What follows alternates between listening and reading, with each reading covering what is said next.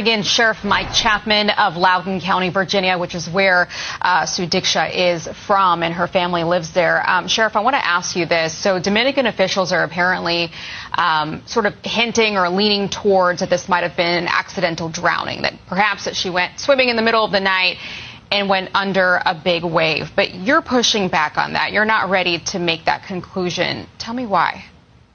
Well, I think it's too early to rule anything in or out just yet. I mean, we're pursuing every angle right now. As you know, the Dominican authorities are working hard. They're conducting interviews. They're looking over all the phones. They're trying to get the best information that they can. We're working with our, certainly our office down there, our State Department, our U.S. Embassy down there, and the FBI and others, to include the DEA and HSI, that have all been a part of this thing since this investigation began from our side. So we're not ruling anything in or out. We want to make sure that we're turning over every single rock before we come to any conclusions here. And, and I think we're making progress. I think they're interviewing the right people, but I think it's going to take a little while to get all the accurate information that we need to see where this is all going to go. So she was on this girls' trip, it sounds like, with 5 other girls, and they weren't alone, though. There were some other folks with them on the beach before she goes missing. And you're talking to, or authorities there are talking to a young man who was last seen with her. What can you tell us about this person?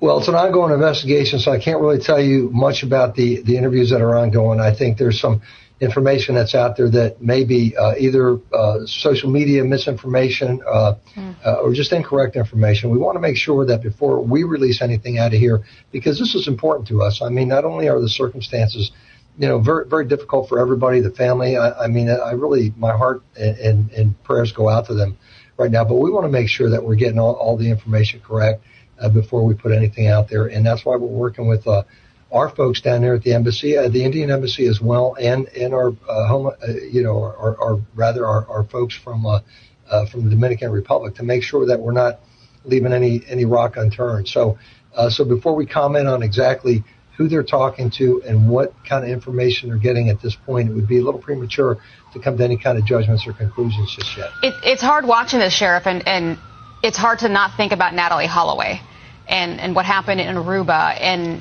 just the horrific situation that her family went through, and this whole country was watching along with her family. And obviously it is so sad to see an American family send their daughter off for a vacation, a fun trip, and to never get her back.